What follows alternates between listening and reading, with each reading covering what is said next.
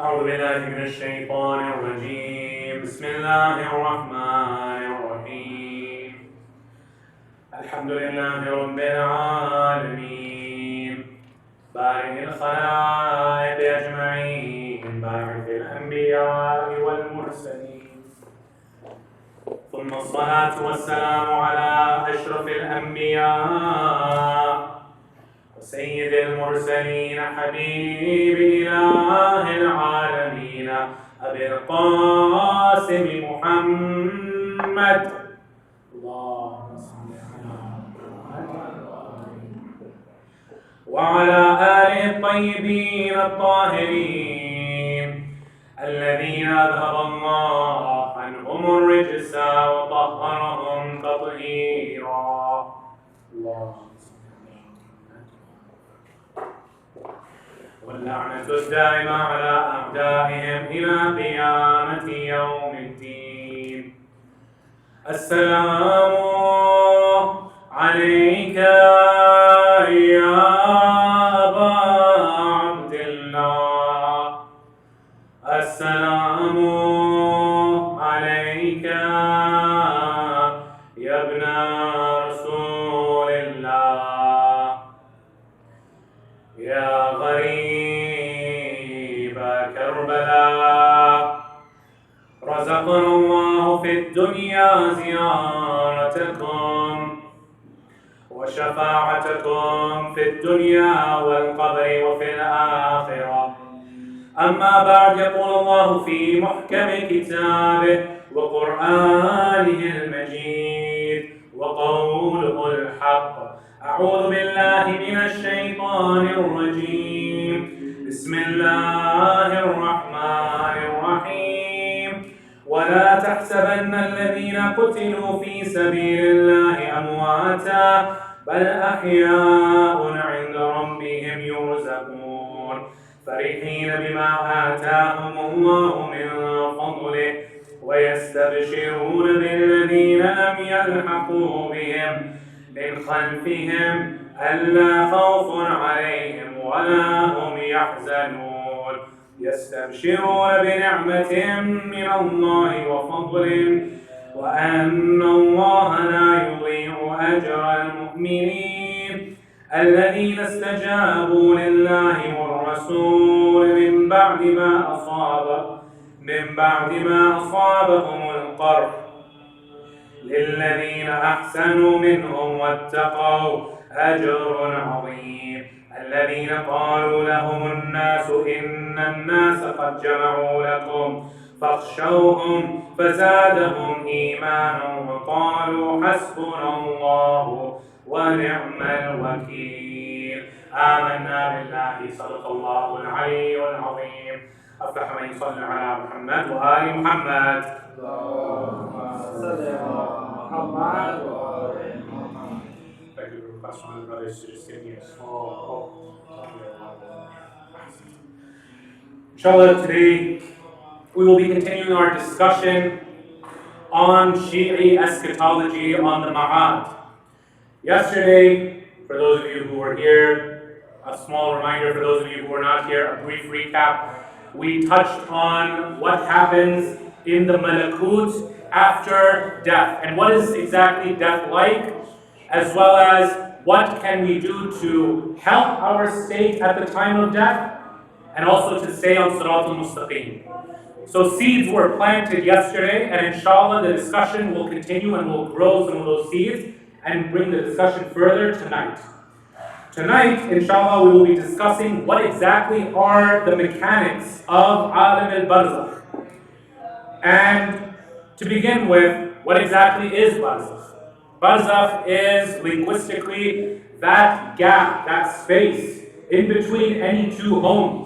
In this case, the home of dunya and the home of akhirah.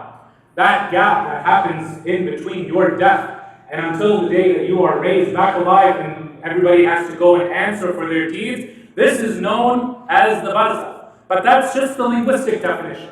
Is there more of a definition than just this? Yes. In the philosophical understanding of the term, there is what is known as alam al-khayal, that realm of the images, the realm of thoughts, the realm of imagination. All of these realms, it also coincides to some extent or another with the realm of dreams, which we'll talk a little bit about tonight, inshallah. And so, inshallah, tonight's discussion, I want to go through the following stages. Number one, what is Barzakh? And what exactly can we do in relation to our marhumeen? Number two, do those dead visit us? Can they hear us? Number three, what about the realm of dreams? And how true can dreams actually be? Number four, we touched on this a little bit. Today we're going to touch on it a lot more, and that is staying on Sirat al-Mustaqim, especially when it comes to that time of death. And number four, maybe that was number four. Number five, rizq. And what does rizq look like in the Barzakh? And inshallah, we will conclude that with a remembrance of Sayyid Zainab, inshallah, tonight. With that said, let's delve into the topic of Barzakh. Barzakh, as I mentioned, is that gap in between this life, as soon as this life ends, and the beginning of Qiyamah and the resurrection and the questioning of the souls in the hereafter. That gap is not something that's empty. Don't think, as we mentioned yesterday, that death is just some nothingness. No. Allah Ta'ala says in Surah Al-Mulk, الَّذِي خَلَقَ الْمَوْتَ وَالْحَيَاةَ لِيَبْلُوَكُمْ أَيُّكُمْ أَحْسَنُ عَمَلًا. He is the one who created death, meaning death is one of the creations of Allah.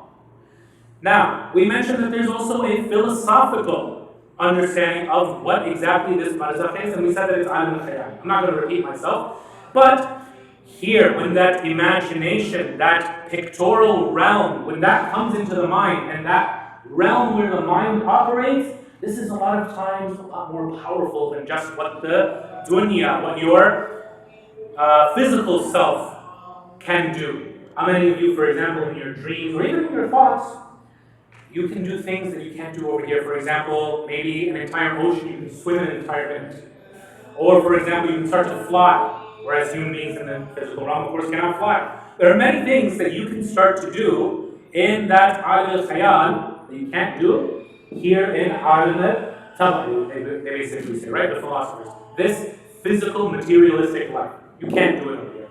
Therefore, we have to understand that that realm is more powerful than this realm. And by being more powerful, things, forms, shakal, they have more power and larger sizes over here. Think of it this way, that it's the reverse of those Russian dolls that sometimes some of you have seen, right? Where inside one Russian doll, you open it up and there's a smaller one. Here, it's the opposite, where your mind encompasses your body. It's the outer shell, and this is just a smaller thing hidden within.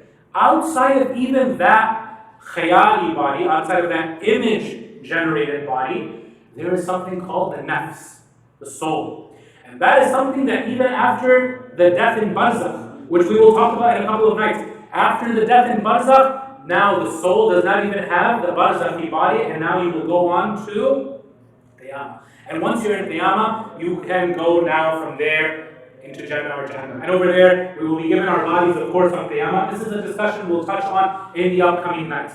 But the point over here is that as you elevate higher and higher into those forms and bodies, you have more powers and you have less and less limitations. If this so far makes sense, then let's have a salawat on Muhammad wa ali Muhammad. Allahumma salli ala Muhammad wa ali Muhammad. So now, here in this world, we have limitations, we have restrictions. Over there, we don't have those limitations and restrictions. So now, what about the marhumeen, when they want to come and visit us? Is that even possible? Can they visit us? You see, the realm that I mentioned before, the alam of dreams, is that the same as alam barzakh? Or is it something a little bit different? The dream realm is something that is a little bit watered down, according to our ulama, from barzakh. In Barzakh, you can go, you can have all types of different visions of things manifesting from your deeds here in this world. You can have an entire Jannah over there, you can even have a debate over there.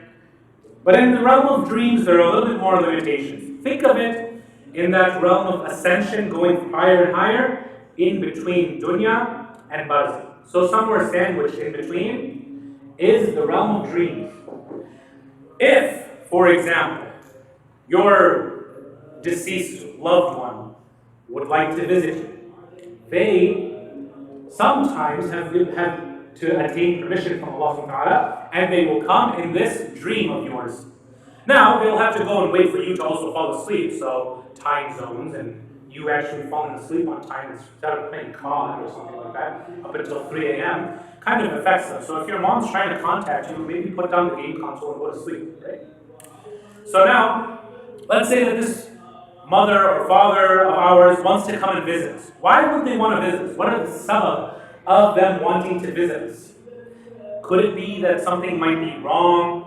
Could it be that maybe they just want to come and give some kind of solace to us? Maybe the death happened recently. All of these are imams saying, yes, all of these can happen. And there are many confirmed reports where people have seen dreams of people who recently passed away. They have seen dreams of people who passed away long ago. What are some examples of those people who passed away long ago? For example, perhaps they had something that was outstanding in their deeds, something that was qada. Maybe it was a prayer, or many prayers that they didn't get to do. Maybe it was, for example, a couple of fasts that they didn't get to do. And now they need help from someone who's in dunya to go and make those up for them. Think about it. If all they are is a form, is an archetype, what's the use of them not eating or drinking? Now, there is rizq, as I mentioned. We'll get to that later on tonight. But food and drink, like how we use for our sustenance, is not the same as it is in barzakh. So, what's the point of someone over there fasting? Doesn't make sense. They need someone in dunya to make up those fasts for them. This is why, brothers and sisters, don't leave it to chance where, inshallah, I'll come back in someone's dream and I'll haunt them and I'll say, boo, no, I'm just kidding. Hey, can you go and make 50,000 rosas for me? Because I just, I never took Shah Ramadan seriously. Instead, write a will. When you write a will, a wasiyah, the people who are after you, they will have an idea, okay, this person maybe had some qada namaz that they had to do, maybe they had some qada rosas that they had to go and do, maybe they didn't get to do hajj. They became mustati', but they never actually went on towards the hajj. And so now maybe when I have the chance to go do hajj, I might need to go and do it for them. Or I might need to go and pay someone to go and do it niyabatan on their behalf, so that they are not suffering over there in alam al-barzakh.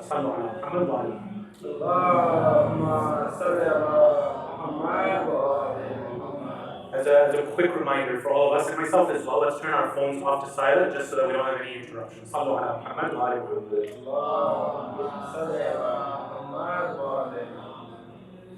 now, if there are qada outstanding, think about it. Is this something that you want to have someone else do for you? I remember I was having this discussion recently with a family member, and they said, oh wow, so you can just buy your way into the religion, huh? If I just have enough money, I can just go send someone to do my hajj, I can send someone to go and do my namaz, my roza, all this kind of stuff. And I'm like, well, if you have a nekolat, if you have someone who's a good person after you, who's not just going to, party with all the inheritance money that they have, because you have to use that money from the inheritance that you leave behind, right? You, inshallah, one day, you guys will become parents. A day will come where you'll have to leave this world, and you'll leave inheritance for your children. All of us, of course, we want our inheritance to be used for our kids, so that it's used for good in this world, for some kind of sadaqah jariyah. And then after that, yeah, go ahead, go to Disney, go have some fun, go have halal fun. But once we reach Barzakh, our priorities change. Forget Disney. Forget your vacation over there in the Bahamas. I need my 50,000 namaz to be done. You need to go and hire someone in Iran or in Iraq. Go and hire them so that they go and take care of me. But if we have kids who don't really care about religion, then why would they care about our faith in Barzakh? Our meaning their parents. I'm talking about our kids in the future. Why would they care about us? We didn't raise them with a religious upbringing. Maybe our parents didn't raise us with a religious upbringing. Are we just going to leave them abandoned in Barzakh? Maybe. That's up to each and every single one of you. But I know for sure that I want my kids to look after me if I had something shortcoming in my duty to Allah. So, we find in the hadith from Ahlul Bayt that yes, that the dead can visit us. Is it only in the dreams or is it also in dunya? No, in dunya as well. How? We find in our hadith, Imam al-Kazim as well as many of the other imams have mentioned many times a bird. Birds, sometimes, don't expect that this bird that keeps on pecking at your window every single morning is just some bird. It might temporarily be housing the soul of one of your marhumin. And they might be coming and telling you, hey man, Fajr was like 5 hours ago, what are you doing still in bed? Right? Those woodpeckers, maybe they come at your window early in the morning, or maybe just an innocent bird that's just watching. Don't be surprised if that might be one of your deceased. Now, does it just have to be a bird? And even when it is a bird, or if it's not a bird, what do they see? Our imams tell us that they see based on their own status, not my status. So meaning my parents, my grandparents, one day when they all have to go, they'll come and see based on their status. What does that mean? It means that if they were good, they'll see me doing good and they'll be happy to see me doing good. If they were bad, the angels will hide from them anytime that I'm doing good, and they'll only show them when I'm doing bad. Now put yourselves into that position. Put yourselves in that position where you've already passed on, you've already left this dunya, now you're over there. Is this something that you want to come and see your kids, your sister, your brother, them sinning? You have haya, you don't even want to go and sin in front of your mom. Maybe, not you guys, but if you have a friend who might be a smoker, but the parents don't know. And they smoke, but they'll never smoke in front of Baba or Mama, right? Now imagine Baba and Mama are just able to go and watch this. How much would that break their hearts? So now I ask you, brothers and sisters, do you guys want your hearts broken? Because you can't control whether your mom and dad were good. You can go and give them advice, see how, okay, that's one thing. What you see, however, whether you'll be happy when you're here as a bird or as a different form, whether you are happy or not, whether the angels hide good deeds or bad deeds of your offspring, your marhumin from you, depends on how you act over here. If you were good over here, you'll have a good, aqibah over there, a good ending over there. If you were bad over here, if you were corrupt over here, guess what? You will see things that make you sad over there. How come that the people who are bad become sad when they see their kids or their sister, brother, nephew, whoever it is, doing bad? Because over there, the veils are completely lifted. And now they see the reality. And they see that this whole entire time I was supposed to be working towards akhirah, not towards dunya, not towards luxuries. And so when they see their family members also being diverted and deluded into the traps of dunya, they become sad. Like, hey man, we were like you once upon a time. We were strong, we had money, we didn't use it in the right way. You at least try to do something while you have time. And help us out too, because you can help us. Right now, your A'man can help us, and we'll get into this in a few moments, of how we can help our marhumin. You can help us right now, you can still help yourselves. But unfortunately, we're not allowed cheat codes like that, where we can hear the voice of our beloved mothers and fathers and grandmothers and grandfathers warning us. Otherwise, it would be a much more powerful, advice coming from their voice. Mom, Dad, wow, this is what's happening to you right now? Okay, yeah, I'll go and start praying right now. Come back next Thursday and remind me again when I need a little bit more of a reminder, right? And this brings me to my next point, before we go into different forms of how people can show up. How many times a week, or how often, can our marhumin even visit us? According to our imams, some people once a year, others once a month, others once a week. When once a week? Laylatul Jumu'ah, the night, the eve of Friday. Meaning not the eve that's going to turn to Saturday, the one that comes after Thursday, where we recite Dua Kumayn, where there are many mustahab acts, This is when the average believing person, and even non-believing person, the kafir marhum, right? Probably shouldn't say marhum because rahmah isn't really extended to them, but you get my point, right? When they come once a week, what is that? That's Thursday night. Meaning, especially on Thursday night, forget about all the other classes. Yeah, those are awesome. Help your marhumin. Help them out. They have been let go from their graves, their stations, their checkpoints, and they said, go to any one of your family members that they choose. If they decide to come to us, I'll tell you right now, you might feel their presence. How will you feel their presence? You might start remembering them all of a sudden. Oh my God, I don't know why, but I'm starting to remember my khala. Or I'm starting to remember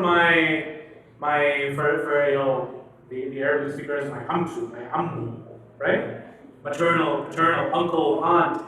I don't know why. They've been dead for like 10 years, 15 years, but today I'm just remembering them a lot. Don't be surprised, especially if it's a Laylatul Jummah, if they might actually be in your presence in their Barzakhi form. Don't let that thought process go to waste. Recite something for them. Recite salawat for them. Recite a Fatiha for them. I'll tell you a story really quickly where a mother saw her daughter, and may Allah save all of us from having to see our children die before us. It's the dream of every parent where the kids bury their parents, not you bury your kids. Unfortunately, the enemies of Allah did not allow that in Karbala, and Imam Hussein had to bury two of his sons, Aly Lakhani and Aly Lakhani. Bibi Zainab had to go and bury Aoun and Muhammad. So many people had to go and bury their kids. And this is something really tragic and sad. But, coming back to the story where this mother had to bury her daughter, that night she was very distraught. And the daughter will herself go and tell her what was happening. That she was complaining, crying to the father, oh my God, I miss my daughter. What is she? She must be so scared in the grave, this and that. Until finally she goes to sleep. In the dream, she sees her daughter. Why am I narrating this story, by the way? How can I narrate this story? How authentic is this story? This story comes from one of our ulama. Okay? And it's recorded for us in a research book by Sheikh who was one of our highest researchers, and therefore I can tell this story with confidence. She sees her daughter in a dream. She finally, whatever it is, 3 a.m., 4 a.m., falls asleep. And she sees her daughter in her dream. She says, Mama, it's me, don't cry. She gets so emotional, she ends up waking up from the dream. And she starts crying all over again to the father. Oh my God, I saw my daughter, I saw our daughter in my dream. I miss her so much, this and that. In the Bible, this daughter is kind of like waiting, like, oh, come on, man, I need to tell you something really quick. Come back to sleep so I can tell you what I need to tell you. She comes finally back to sleep. She's like, okay, don't freak out. Yes, it's me. I need to tell you something. Don't leave. Don't wake up, okay? Okay, what do you need to tell me? She's like, I'm in kind of trouble right here. You know that I did become Baligh, and I did fulfill all of the things that I needed to that were obligatory on me. Fine, Hajj wasn't obligatory on me, but maybe I had a couple of namaz that were outstanding on me. I need you to do those for me. Eventually, and like I said, the ru'ya of dreams is a step in between Barzakh. This is why they have to kind of come down, we have to go up. Meaning, in the dream world, it might not be so clear. Meaning, they might have to tell us through presentation. You might see, for example, a family member of yours who was rich all his life, but he's dressed all poor, with ripped up clothes, this and that. Like, my grandfather was rich all his life, why is he dressed up in tattered clothes? Then you go to one of the ulama, maybe in Najaf or in Qom, who can properly interpret dreams, the way how the imams have taught. They're like, oh, maybe he has a debt. Go and ask his business partners. Business partner A, did he have any debts to you? No. Business partner B, oh, he did? 20,000? No, here, let me pay. I know you don't want it, please, let me pay. Goes and pays it, he sees his grandfather again in his dream. Now he's fine.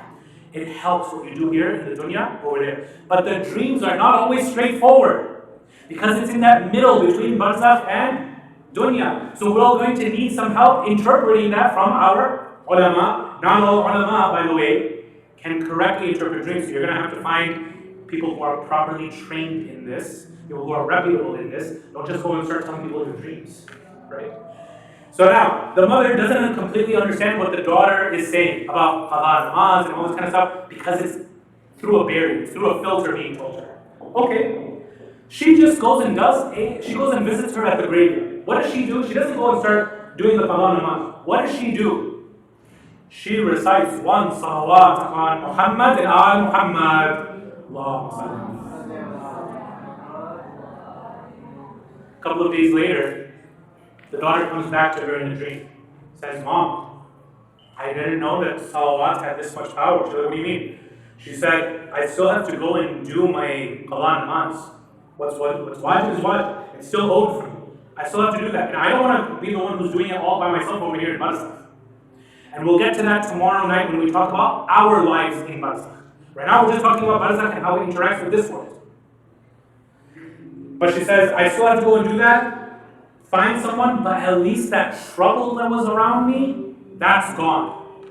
This is why, brothers and sisters, we have so many hadith that come and say, even sprinkling water on the graves of our marhumin while it's moist and wet, or putting a fresh branch on the grave, these things help because as long as that branch is fresh, up until it withers, punishment is averted. As long as it's wet and it's moist on the grave, punishment is averted. These are things that can help our marhumin, and inshallah we have kids who we teach this to, that can help us when we're 6 feet under.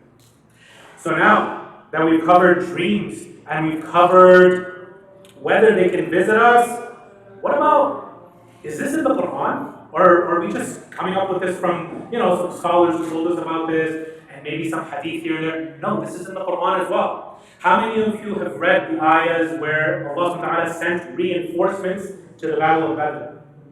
That we reinforce you with junudil lam tarawha, with forces that you could not see. Now, yes, I'll acknowledge, one tafsir does say that this was the help of angels. But we have a hadith. And this is where Alam al-Tabayi will come and say that this hadith gives us the idea that these were Barzakhi people.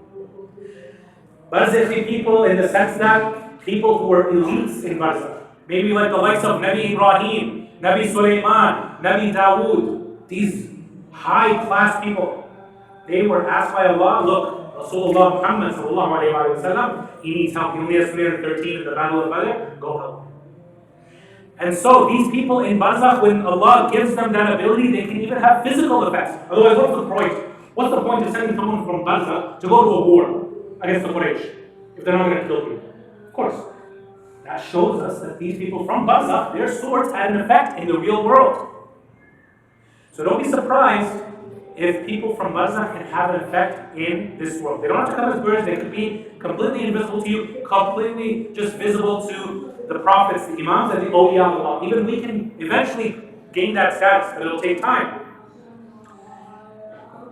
But what about in the life of Rasulullah? Don't we read, for example, with Sayyidah Khadija, alayhi salam, where when she is giving birth to Fatima Zahra, none of the women of Quraysh wanted to be associated with her. On one side you have Hind, she doesn't want anything to do with Khadija. None of the women of Quraysh really want anything to do with Khadija, except for maybe Fatima bint Asad, the mother of Ali ibn Abi Talib alayhi salatu wasalam. Who does Allah subhanahu wa ta'ala send so that they can help Khadija deliver Fatima Zahra? Number one, she sends Asiya, the wife of Fir'aun. Number two, she sends Kulthum, the sister of Prophet Musa alayhi salam. Number three, she sends Maryam, the mother of Isa alayhi salam. And number four, she sends Sarah, the wife of Prophet Ibrahim alayhi salam. These women, and some narrations don't say Sarah, they say Hawa, Eve, Adam's wife. That they, regardless of who exactly came, and it could have been all of them and more, the point is that when Muhammad and Muhammad might need help, sometimes don't be surprised if you find in the narrations that their Barzakhi family members might come to them. How many of you have read that when Karbala was happening, who came and saw what was happening to Imam Hussein? Amir al-Mu'mineen, Fatima Zahra, sallallahu alayhi. Yes? These people don't take this as a metaphor, that they just, oh wow, the person on the minbar, he just went and made it up. No, this is a reality in our aqidah, where once you reach Barzakh, you are not just limited to being in one place at one time. You can be in multiple places at multiple times. Yesterday we mentioned that Rasulullah and Imam Ali alayhi salam will visit everybody, Muslim, Kafir, Mu'min, whoever, everybody at the time of death. How? They're two people. How are they visiting everybody? Same way how Munkar and Nakir are questioning so many people. Not everybody. We'll discuss that tomorrow. But exactly that way, because you can have multiple instantiations of this image, of the Alim al-Khayali. They're not limited by our three-dimensional mass and matter. And so, they're able to come to many people's dreams, they're able to come to many people's deaths, many people's janazas, and they can come to many people's help. So, now I want to come to the crux of the conversation tonight. And really, the whole entire point of this series is for what, brothers and sisters? You'll find when you go onto Instagram and you go and see what are other Molanas talking about, there's something consistent being talked about today. Because 2023, something has come up. And something has become very, very controversial. Not that it wasn't here before. It's just that the Muslims are having a collective awakening. And they're finally starting to have a bit of resilience. Sallallahu ala Muhammad wa ala Muhammad.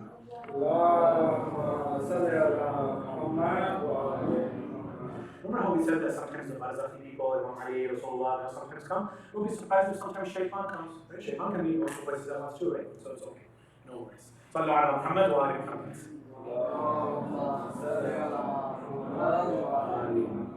So now, how do we stay on something? Yesterday I mentioned, some of you probably, rightfully, thought this is way too basic. What do you mean, just pray your 5 daily prayers on time? This is way too basic. Give us something a little bit more. I already pray 5 times a day. I might even pray all time, all of them daily on time. Which, by the way, that's a huge achievement. You'll find whenever our ulama are asked, how do I advance? How do I make spiritual progress? They'll give you something very basic. Abstain from haram, stick to the wajibat, stick to mustahabat, go towards what is halal, go to what is mustahab, right? Stay away from what is haram. If you're done with that, stay away from what is makruh. Purify yourself so that you can eventually get away. You see, that doesn't come from just nowhere. That kind of advice that our ulama, even me, why did I go and mention it? Because it's written in our books. That if you just go and stick as a basic level, for some of us, we can't take some higher level of advice. And so 5 daily prayers is a big thing for some of us. Why? Because Rasulullah said that, or actually, someone came to him complaining that this young man over here, he prays 5 times a day, but he still does so many haram things. Rasulullah says, give him time. Eventually, it's these same 5 namaz that will eventually take him away from the haram. It'll eventually become inculcated in him and become something that is part of him. That's what he's saying. So now I want to start to talk to you about akhlaq and shakila. Not akhlaq in terms of management. Akhlaq in the philosophical terms of our spiritual advancement.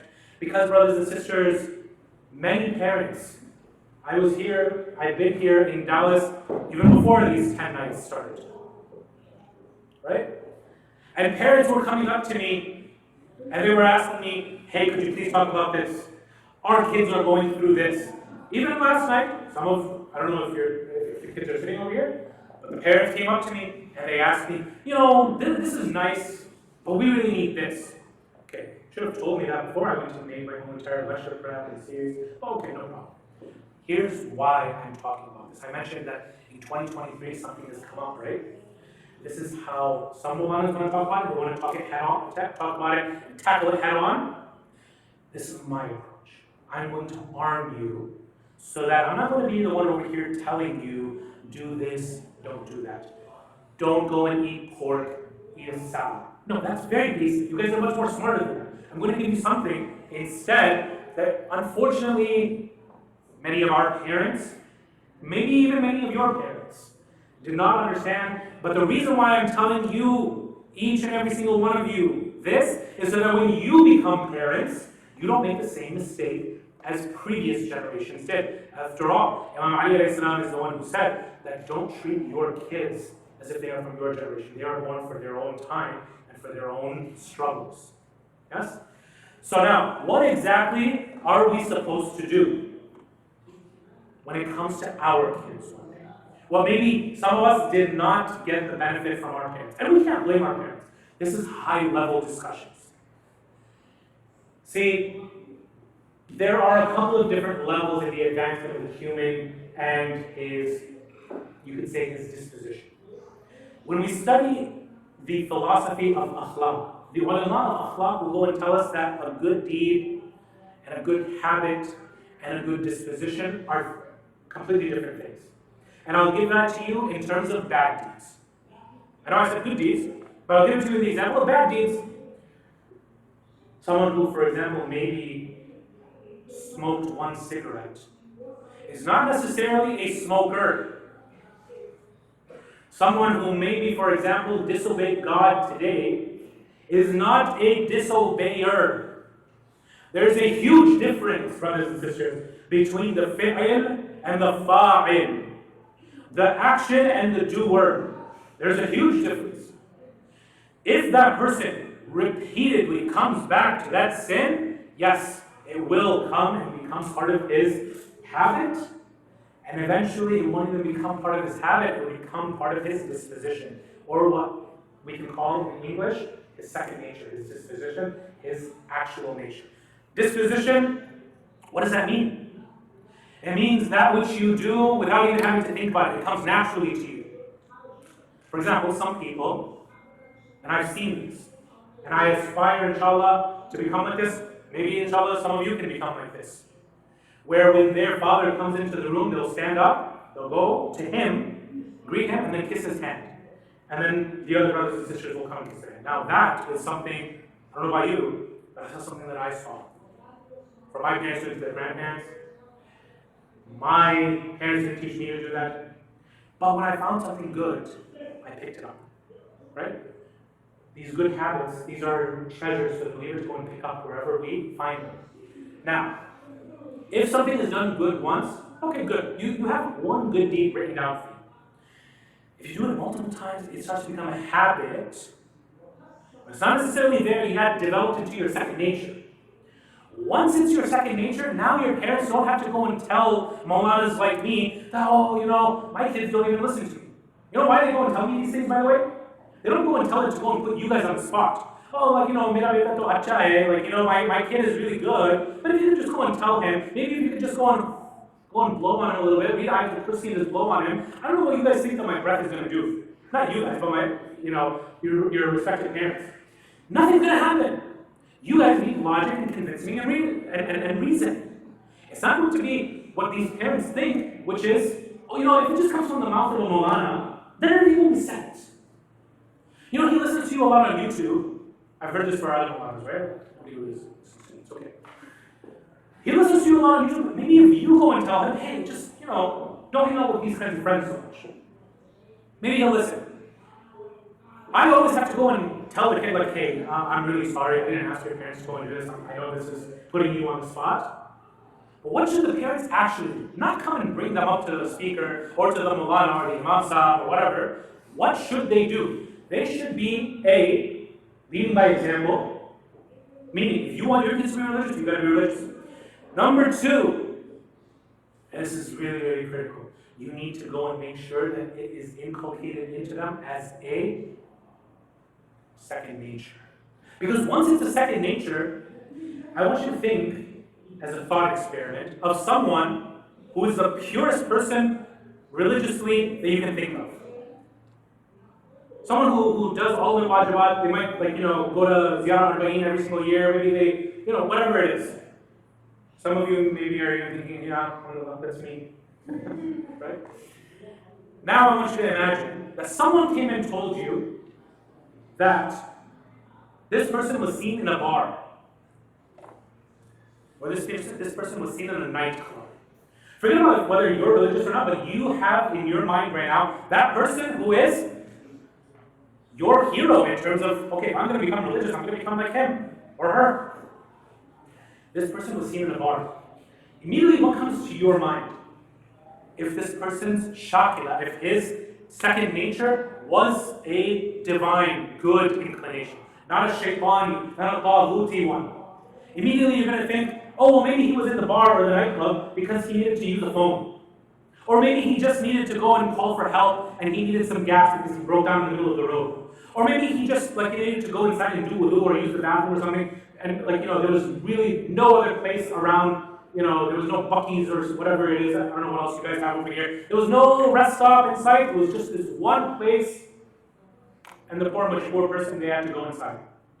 You'll have 1,000 excuses in your mind, right, for this person whose second nature is divine and good. But that person whose second nature is taghut and shaitan, if someone comes and tells you, this person was seen in a bar, you're like, well, of course, where else is he going to be seen? You think he's going to be seen in, grouping the Barih of Imam Hussein asking for forgiveness next to Abu Bakr Abbas? What do you think of this person? That there's some kind of a mufti or a scholar or something? Come on, man. Of course they're going to be seen over there. Where else would they be? That's like seeing a fish out of water. Are you even surprised that you're seeing them over there? This might be the kind of thought that we have for someone whose nature is like that. Now, I want all of us, and myself included. I'm not some kind of saint. Just because I'm sitting over here doesn't mean wow, I'm so much better than you. No. I know myself in the privacy of my own life. And I know that I have things that I need to work on. And so I'm going to be thinking of myself right now, not as a sinner, not as a person who is on the path against God, but as someone who maybe has had a couple of bad days. But the door of Tawbah is always open to us.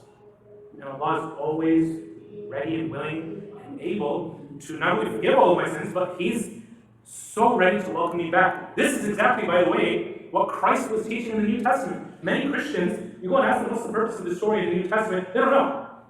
How many of you have heard of the story of the prodigal son? The prodigal son is told like this, where there's a father, he has two sons, he has a farm. Older son is much, much more in tune with what the father wants. He does everything that he wants around the house. He stays, he's doing everything that the father wants around the farm, around the house. Second son is like, forget this, I'm going to go out and party. I'm going to have fun. YOLO. I mean, this is the YOLO of many such time, right? So I don't know what they had in Hebrew. But YOLO, you only live once. Let's go party, let's go and have fun, tamasha, all this kind of stuff, right? Eventually, the second son, he has a moment of reflection. And he says, you know what, this is wrong, I'm going to go back to my father. And this father receives him with such open arms that he throws a banquet. That banquet lasts a couple of days. Now the younger son is thinking, I never went away from my father. I was doing everything that he wanted the whole time. And this guy gets the party in the celebration of his return? Like the mighty king returns, or the return of the promised prince or something like that? What is this, man? He went and did maksiyah, he went and did disobedience of my dad, and now my dad is welcoming him? And then Nabi Isa goes and finishes up this parable. He says, which of you who are shepherds, remember everybody was shepherds back then, wouldn't leave the 99 sheep to go and find that one sheep? And how happy are you when you find that one sheep? This is how Allah is. When you finally come back to Him, the story of the prodigal son is the story of Tawbah. Allah, metaphorically speaking, like that father, will throw a party because He's so happy that you came back. Let it be a party just because you did a good deed. Another party because you repeated it. Until it finally became a habit, until finally it became your disposition, until it became your second nature. Once it becomes your second nature, do you think that your parents are going to be telling mullahs or speakers or help, whatever it is? I don't know if there is an Islamic religious helpline, but I'm sure, there will be one day, right? Can you go and just over the phone go and say hi to Kursi and then blow through the phone, right? They won't be doing that. You know what will happen? And I can attest to this. I've seen this happen in my own life. You know what will happen? Other parents will bring their kids to you as if you're something special. They'll be like, hey, can you help them? Can my kid just hang around you? Parents will think that you're cool. Parents will think that you're mature. Parents will think that you're, something, you're the greatest thing since sliced bread. But those kids, if they don't want to come, they're not going to come. Even right now, if you guys don't want to come, no one's going to force you to come. Allah's giving you free will. That's up to you. But remember, all of these things, they do translate into something very quickly. Not just in the Akhirah, not just in Jannah or Jahannam. Not even just on Yawm al-Qiyamah, but in the Barzakh. So now, this is why I wanted to go and bring this topic and this series into it. Because if we can kind of lucidly imagine and start to visualize, even just through the power of our imagination, of our marhumeen coming and visiting us, of things that we do going and helping them, then eventually we'll start to see, well, wait, if I'm going and working so hard for them, why aren't I working hard for myself right now? Brothers and sisters, this is not some kind of overnight kill. Yes? This is something that has to be inculcated and developed over time. Yes? I'll give you an example. Before I left Detroit, went and got a very nice fade for my beard, a nice haircut. I got, really nice and dressed up for you guys, right? But if it's not my nature, and I don't keep up the haircuts and the beard and this and that, I'm going to look disheveled. I'm going to look unkempt. I'm going to look disgusting. Yes? It takes repeated acts for it to become something noticed. If, however, you see someone always dressing clean with the best designer clothes, every single week they always have their eyebrows or their beard or their hair or whatever it is done, you're expecting them to always look like that and keep up their appearances. This is how celebrities are. Every single time that you see them on camera, it looks like they were just copy-pasted from the last picture. Maybe just with a different dress or a different suit or something like that. Because they're so meticulous about their outward appearance. The believer is doing the exact same thing, except they're more concerned with their inward appearance. Take this piece of advice. For the Prophet of God, for Rasulullah sallallahu alayhi wa sallam, sallu ala Muhammad wa ali Muhammad. For that Prophet of God, for that same Muhammad ibn Abdullah, who would one day go and teach us everything that we need to know to become saved, it took him 40 years to convince his society that he was Sadiq and Amin. These things aren't going to happen overnight. Don't expect, as I heard one Maulana go and say, someone came up to me and they're like, hey, Maulana, I've been praying my namaz on time for 7 days in a row. When am I going to be able to go and see people's Barzakh? Whoa. You want to see people's Barzakh?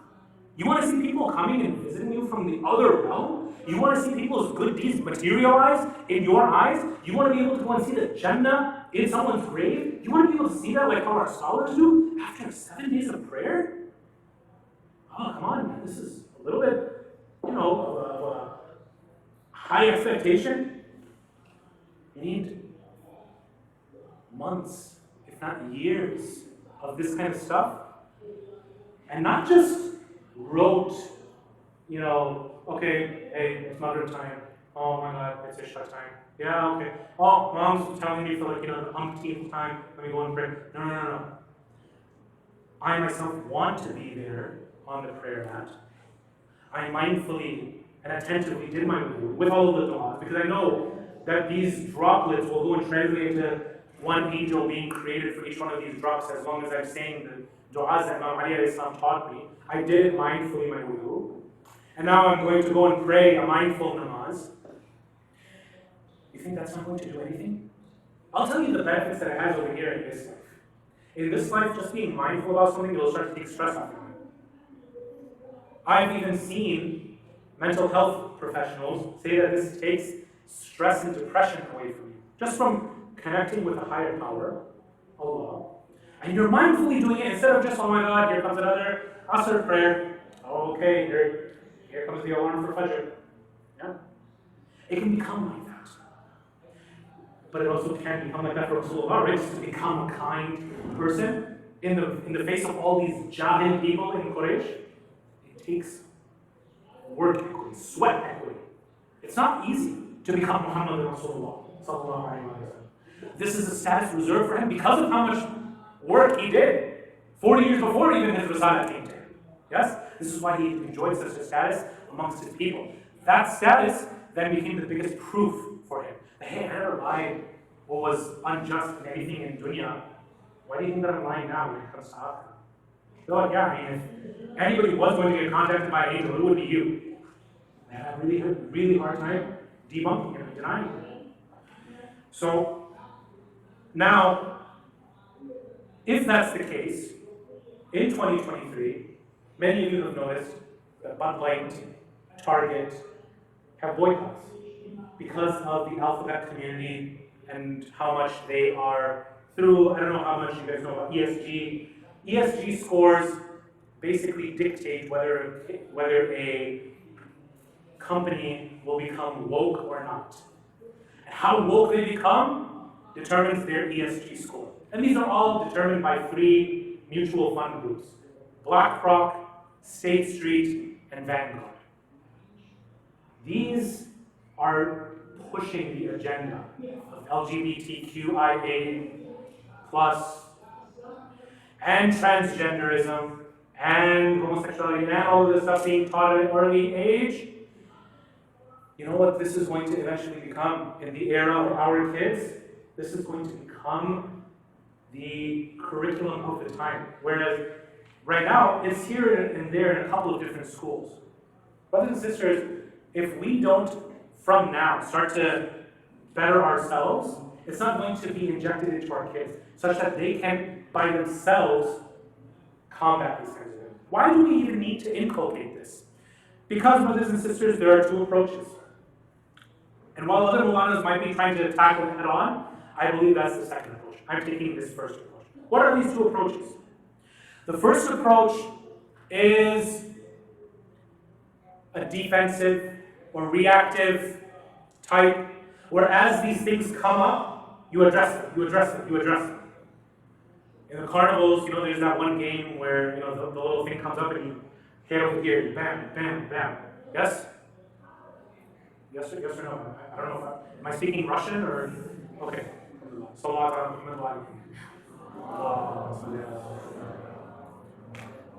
These kinds of examples, by the way, these are how we can try to understand what am I trying to say. These are in-depth philosophical topics. So anyway, that's approach number 1, where you just go and address it as it comes up. Approach number 2 is you work not on the fi'l, you work on the fa'il, on the doer. If you work on the doer and you work on his nature such that he is just a divine person, people want to be around him. People want to benefit from him or her. People want that kind of a personality in their friend group. That person will automatically start affecting not only themselves, they'll be able to say no easier than anybody else. Their friends will also start being able to say no to haram. Their parents and their children will easily be able to start saying no to haram. All of these things, like dominoes, will start happening if you work on yourself. And these kinds of things have been tried and tested so many times. So LGBTQIA plus, whatever it is, whatever other alphabets. Now I think they're even adding numbers, right? 2G, 4G, 5G, LTE, I don't know, right? All these different kinds of letters that they're putting into the formula, that's not going away anytime soon. Okay? We can go and sit on the minbar from now till the cows come home, until Yawm al-Qiyamah, and this will still be here. This is something that is not going away. Those guys have all the money in the world, they're waiting the long game. They're waiting for the Muslims to lower their guard, because Christianity, the churches, they've fallen. Okay, I'm sorry. With all due respect to my brothers and sisters in Christianity, too many of the churches have fallen, they're accepting this kind of stuff. Too many of the synagogues, too many of the other faith groups, they have completely just accepted this. Islam is the last line. And so if we're going to take this in that second approach where it's just whack-a-mole, there's only so much that we can even take of that. But if we work on our akhlaq, if we work on our shaqin, and this becomes part of us, and we can train our kids from day one, we don't have to go and wait until they're 30, 40, 50. We can start with small, bite-sized lessons when they're young. Then we don't have to worry. They could go into the worst of schools, and they'll come out having battled those schools. Look at Yusuf alayhi salam. Yusuf alayhi salam is given one pep talk by his father in the Quran, and that's it. Then he goes into a non-Muslim country where there's a woman who's trying to seduce him. He's the only Muslim. He doesn't have a parental figure that wants to slap him on his hand. He's like, haram, can't do that. He doesn't have anybody to go and watch over him, and yet he is pure. How do you do that? Because he was taught right from day one. Sallu ala Muhammad wa ala Muhammad.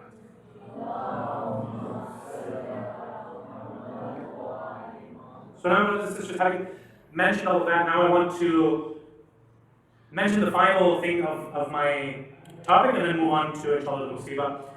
And that is rizq in the Barzakh? What can I do to go and actually give rizq to my marhumeen, what can others give towards me? We mentioned about the salawat. We mentioned about doing our parents, our marhumeen, Allah, prayers, fasts, hajj. All of these things are great, they count. But there are three things that live on, according to our imams, and even the Sunnah, they also have this hadith as well, that three things will live on after you die. What are those things? Sadaqah jariyah, meaning like you went and donated a wheelchair to your local Kroger or whatever you guys have over here, HEB, I think, right? I've been over here like once. HEB, you go and donate a wheelchair so that someone can keep on using it. As long as that wheelchair is in use, you keep on deriving from the thawab of that. Programs like this, we have volunteers from the youth. You can go and dedicate these things to your marhumeen, that I am doing this in the name of my beloved mother, or my beloved father, or my older brother, or my younger sister. I'm doing this so that they can get a salih thawab, and that I also benefit. So you can actually even think of this in a three-pronged approach. When you do something, whether it's hajj, whether it's salah, whether it's social good work, you can think of it in three steps. That one, you're helping out your society. Okay, that's obvious. People who organize this majlis, their thawab is going to be, multiplied by every single person who, inshallah, watches this video. Inshallah, there's enough, storage so that today's lecture actually gets recorded, right? Number two, those people who went and volunteered, this is also going to come back and help them in their akhirah. They're going to see this manifested as an actual person, and it'll help them. But number three, there's an extra bonus that they could have also tagged on. Inshallah, from tonight, or tomorrow night onwards, those of you who will come and volunteer, do this. Maybe tonight you guys didn't. From tomorrow night onwards, do this. That I dedicate tonight's work and all the happiness that Bibi Zahra is going to have with me, whether it's serving water, whether it's preparing the tabarruk, whether it's coming up here and reciting Quran, I dedicate that to this grandfather, grandmother, mother, father, whoever it is. And believe you me, they wait for this kind of stuff. In fact, they almost get depressed when they receive nothing.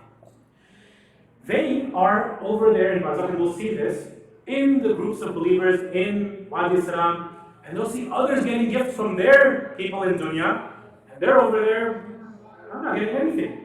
They might be told by their angel, okay, well, go check your inbox. What's their inbox? Their grave. They'll go and check their grave. Maybe one day they go and see a nice, hot, fresh plate of biryani. I don't know what it looks like over there in Barzakh, but imagine with me, right? They go and they find a nice plate of biryani. And they're like, wow, angel, tell me who gave me this. They're like, this was your granddaughter who gave this to you. Right? So number one, that's sadaqah jariyah. Number two, someone who's a righteous son, daughter, granddaughter who you leave behind who can go and do things for you. And number three, Quran that you donate. Anytime that Quran is read from, you will get benefit from that.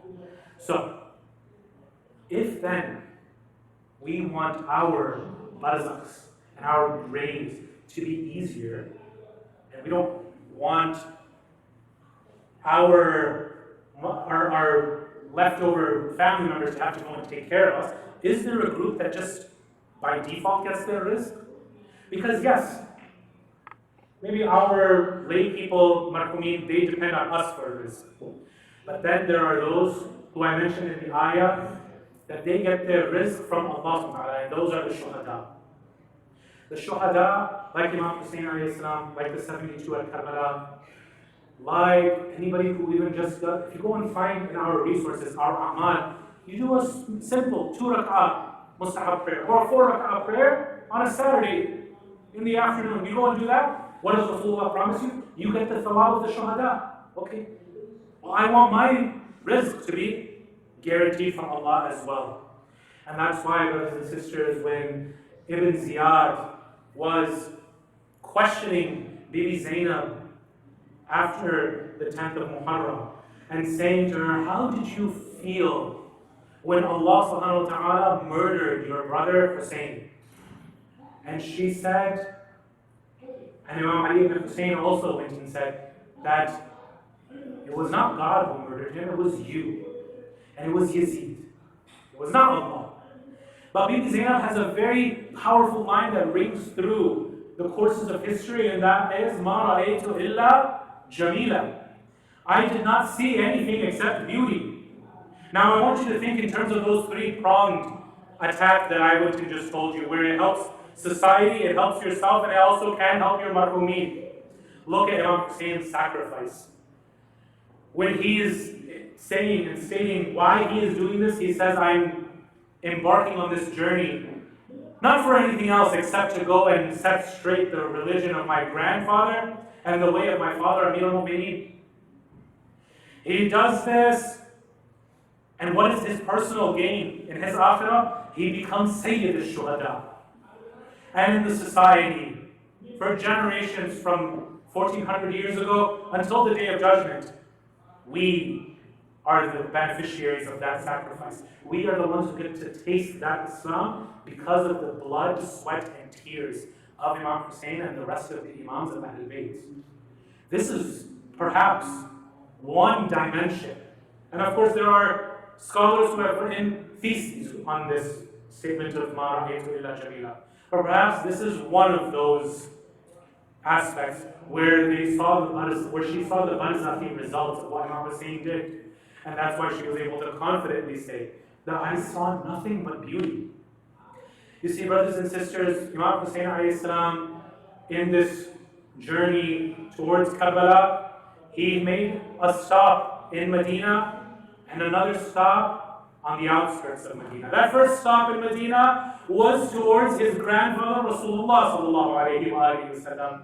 And that second stop was towards the hidden grave of his mother Fatima.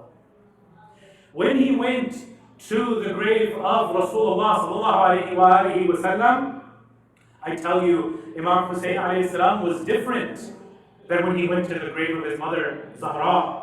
When he went to the grave of his Nana, Muhammad Rasulullah sallallahu alayhi wa sallam, he comes with a man with purpose, with determination. Why? Because his shakila, his demeanor, his second nature is such that he's able to say, a man like me does not bow to a man like that in Sham. I would rather die on my feet than on my knees giving bay'ah to a man like that. This is the kind of second nature of Imam Hussein, where he finds it very easy that if something like that happens, he has to rise. This is what it means to be a Hussein. This is the kind of tread that Imam Hussein has left behind for us, such that if we traverse on these, we by ourselves will have been taken care of. This is not something that we traverse by ourselves, brothers and sisters. This is something that Allah helps us along the way. Allah helped Imam Hussein. When he went towards Rasulullah, that was a very difficult Khuda Hafiz and Al-Wida for his grandson towards Rasulullah. When Imam Hussein alayhi salam said, Nana, I have to now go towards Karbala. I have to go towards Medina. There is nothing left for me in Medina, and I have to now go on my journey towards Kufa. First I am going to go towards Mecca and perform the Hajj. But if they even corner me over there, I will have to go towards Kufa. That is Imam Hussein when he goes to Rasulullah, a man determined and with a vision. But when he goes towards Bibi Zahra, then he becomes emotional and he becomes scared. He says, what is my mother going to say when she sees that this young child of hers, who she last saw in dunya as a young 6 or 7-year-old, now when the time of death is coming for me, how is this tender-hearted mother going to be able to take it? I tell you one thing, brothers and sisters, on the day of Ashura, yes, in the Barzakhi form, Bibi Zahra was there, but she was also being represented by Bibi Zainab. Bibi Zainab goes and gives the final gift of Bibi Zahra to Imam Hussein before he leaves for the Maidan, the Jung of Karbala. And she says, unbutton your shirt so that I can kiss your chest. He does so, but then says, why? And then she sees that she goes and turns towards Medina and says, I have fulfilled the amana that you have given me, O mother, Ya Zahra. That same Zainab, brothers and sisters, take your hearts with me after the 10th of Muharram, where now she sees the beloved head of Imam al-Hussein alayhi salam upon the spear. And the head of Imam Hussein is given that divine tawfiq where it's able to communicate with her and says, قُضِيَ الْقَضَاء وَاسْتَسْلِيمُ بِأَمْرِهِ. Whatever was mandated from Allah, it has happened exactly as it was supposed to. And I am completely radhi with how Allah wanted this done. Now it is your turn, Zainab, to go and complete this message of mine and bring it to the people. Final thing, brothers and sisters, when Zainab was in Sham, and this is for all the daughters tonight, think of your fathers and how much you love your father. Remember your father, if your father was Imam Amir al-Mu'mineen, Ali ibn Abi Talib, the final thing that you saw was the strike of Ibn al-Mujahid. You saw him with the poison seeping through his body, and no one should see their father in his last moments like that. Zainab now misses her father as she is being paraded from one city to another. One of those cities was the city where her father had his capital, Kufa. The other city was the capital of his enemy, Muawiyah. Now she is at the gate of this Sham, and she kneels in front of the gate of Sham, and she says, I will not move forward until I have my Baba with me, with my father with me. She says, I'm going to kneel down and I will not get up. I've had to go to many of our scholars to ask, why did she get up? Finally, one of them went and told me that he found from his teachers that finally Amir al-Mu'mineen in the Barzakh form did come. And we see this because Zainab stood up immediately and said, Assalamu alayka, ya Amir al-Mu'mineen. Imam Ali alayhi salam did not abandon his daughter. ألا لعنة الله على القوم الظالمين وسيعلم الذين ظلموا أي منقلب ينقلبون والعاقبة للمتقين. Raise your hands, brothers and sisters, for the dua. These are the kinds of nights where our duas are accepted through our tears, these holy tears that we have shed on these holy personalities. Let us recite the holy ayah of the Quran 5 times, inshallah. Bismillahir Rahmanir Rahim. Amma yujibul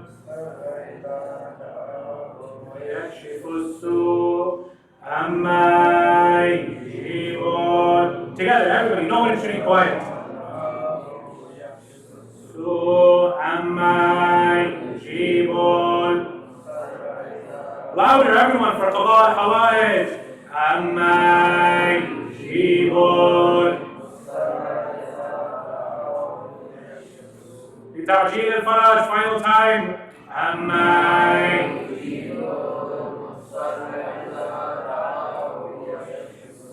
Oh Allah, we ask you through your holy righteous names, باسمك العظيم الأعظم الأعز الأكرم 10 times, Ya Allah, Ya Allah, Ya Allah, Ya Allah, Ya Allah, Ya Allah, Ya Allah. Ya Allah, Ya Allah, Ya إلهي بفاطمة وأبيها وبعلها وبنيها والسر المستودع فيها اكشف عنا السوء يا الله. اللهم اغفر ذنوبنا كفر عنا سيئاتنا وتوفنا مع الأبرار يا الله. اللهم اغفر ذنوبنا اكشف ذنوبنا شاف مرضانا بحق محمد وآل محمد ولأرواح المؤمنين والمؤمنات وللجالسين والحاضرين والشهداء والعلماء. نقرأ سورة المباركة الفاتحة مسبوقة بالصلاة على محمد وآل محمد. اللهم صل على محمد.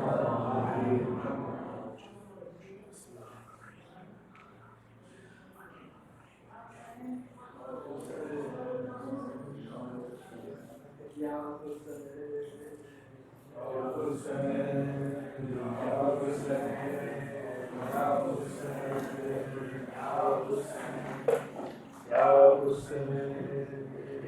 Hussein, Ya Hussein.